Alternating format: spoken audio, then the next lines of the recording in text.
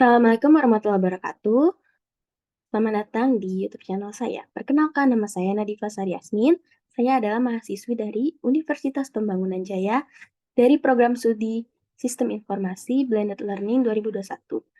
Hari ini saya akan mempresentasikan hasil ujian akhir semester saya dengan mata kuliah Analisis Proses Bisnis, yakni dengan dosen pengampu Bapak Marcelo. Hari ini saya akan mempresentasikan aplikasi isi ulang untuk alat tulis kantor untuk PT XYZ.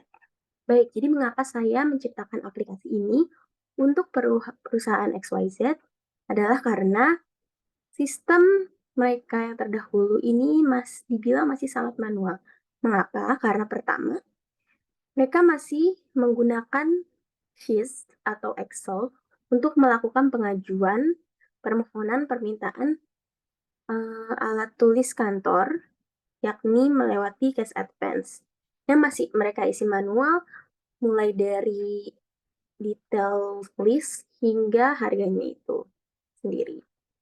Nah, di sistem terdahulu pun, seorang karyawan di sana itu masih membutuhkan tanda tangan atasan langsungnya, kemudian masih membutuhkan tanda tangan direksinya, yang kemudian baru secara manual mereka taruh sendiri ke ruangan finance dan menunggu maksimal 7 hari kerja untuk mendapatkan cash advance tersebut hingga mereka bisa membeli kembali peralatan kebutuhan ATK mereka.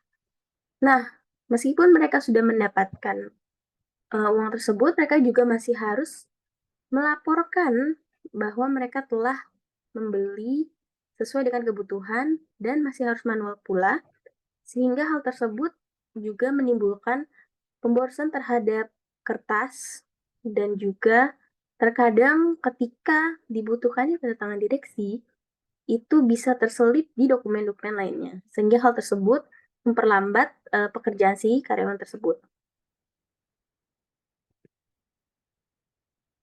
Nah, berikut ini adalah contoh dari pengajuan list ATK yang masih mereka isi secara manual dengan harga yang relatif tidak menentu. Sehingga setiap harinya harga tersebut bisa berbeda dan kadang ada yang menyulitkan dari pihak user itu sendiri atau karyawan itu sendiri. Baik, dengan demikian saya memiliki inisiatif untuk membuat sebuah aplikasi dan membuat proses bisnis yang terbarukan, yakni menggunakan aplikasi yang dibuat khusus untuk kantor PT XYZ. Nah, jadi BPMN atau Business Process Model Notation-nya, pertama di sini ada karyawan, di mana karyawan tersebut membutuhkan sebuah atau beberapa ATK. Nah, pertama mereka harus login terlebih dahulu di aplikasi tersebut. Nah, kenapa langsung login? Karena mereka tidak perlu lagi membuat ID atau password sebab ID dan password sudah dibuatkan oleh admin, yang dimana setiap karyawan nanti akan berbeda-beda tentunya. Kemudian mereka akan pilih fitur belanja ATK. Nah, di sana mereka akan memilih, kemudian by system akan diperlihatkan stok-stoknya apa saja yang ada, apa saja yang tidak ada. Nah, kemudian setelah mereka berbelanja dan akhirnya di approval nih oleh admin. Nah, bedanya di sini approvalnya tidak perlu melalui direksi ataupun atasan kembali karena inventaris pun sudah disusun oleh sistem sehingga demikian barang tidak akan kekurangan ataupun kelebihan gitu ya. Jadi di sistem tersebut juga akan melihat nih historik dari si user selama ini sudah belanja apa saja sebelum-sebelumnya. Apakah ada belanja yang berlebihan? Maka jika berlebihan, hal itu akan ditolak oleh sistem. Nah, admin ini akan yang mengeksekusi hal tersebut. Jadi si sistem ini akan memperlihatkan dan membandingkan bahwa si A ini sudah berbelanja terlalu sering atau si A ini sudah berbelanja barang ini misalnya gunting sudah lebih dari 2 kali dalam 2 minggu misalnya gitu kan. Nah, seharusnya kan barang-barang seperti gunting atau strapless itu kan,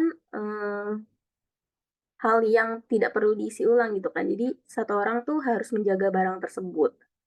Nah, dari proses bisnis sebelumnya itu, terkadang ada karyawan yang kayak membeli peralatan tuh berulang-ulang kali. Nah, itu kan tandanya dia tidak bertanggung jawab terhadap barangnya tersendiri gitu kan. Nah, jadi by system ini akan dilihat nih historiknya. Nah, kalau ternyata user itu sudah berbelanja terlalu banyak. Nah, ketika sudah disetujui oleh admin, maka admin akan memberi notifikasi kepada orang di gudang untuk mempersiapkan barang-barang ATK tersebut yang dipesan oleh user berdasarkan ID pemesanannya ya. Kemudian orang gudang akan men-packing dan bila sudah siap akan memberitahukan kepada admin, admin akan memberitahukan kepada sistem bahwa barang sudah siap untuk diambil. Nah, sistem akan memberikan notifikasi kepada user juga, yang dimana akhirnya user akan melihat lalu akan menuju gudang atau ke ruangan ATK tersebut dan memperlihatkan bukti bahwa ID dengan nomor ini atau atas nama ini barangnya sudah siap untuk diambil, maka akan diberikan oleh pihak gudang. Nah, dengan akhirnya si user itu akan mendapatkan kebutuhannya sesuai dengan sistem yang sudah diberikan sehingga tidak terjadi pemborosan ataupun kekurangan dari barang yang mereka dapatkan.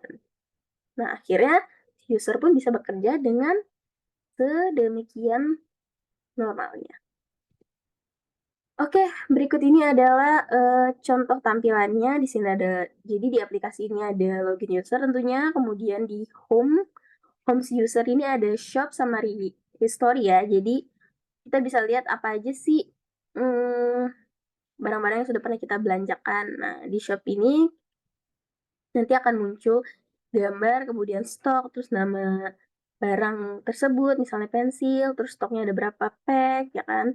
Jadi nanti kalau mau membeli tinggal klik tambah. Nah, kemudian kalau misalnya sudah, tinggal dipencet icon biru tersebut yang ada di bawah ya, yang 3 items itu. Nanti akan muncul details atau daftar belanjanya, terus kemudian jika sudah oke, tinggal klik pesan. Nah, setelah itu akan muncul notifikasi pesanan berhasil dibuat. Nah, nanti akan muncul di story nih mana pesanan-pesanan kita yang masih pending atau yang sudah pernah disetujui ataupun yang gagal disetujui karena misalnya by system tadi itu ditolak karena dia sudah terlalu sering untuk memesan ya kan. Nah, dan di feature aplikasi ini ada feature helpdesk tentunya. Jadi jika user membutuhkan misalnya ada kendala atau membutuhkan sesuatu bisa by helpdesk. Nah, ini profilnya, jadi ada ID, nama, nomor HP, dan email.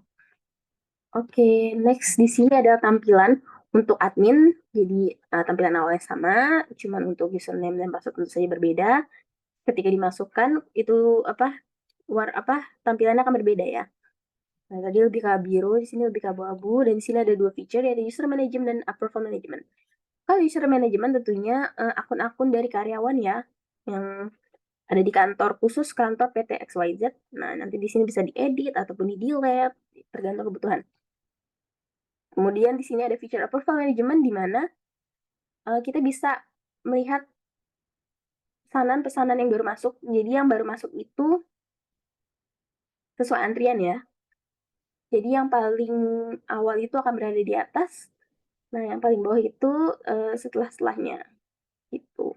Nah, kalau dipencet, misalnya dipencet ID nomornya itu nanti akan muncul details dari daftar pembelian mulai dari kode barang, terus jumlahnya berapa, terus ya dan lainnya. Nah, nanti akan muncul apakah si sistem ini akan memberitahu bahwa ini tidak bisa di-approve ataupun bisa di-approve. Jadi ketika ada notifikasi dari sistem bahwa ini tidak bisa di-approve, maka kita si admin ini akan memilih not approve. Tapi jika historinya aman, berarti bisa di-approve begitu. Baik, sekian presentasi dari saya. Semoga bermanfaat. Wassalamualaikum warahmatullahi wabarakatuh.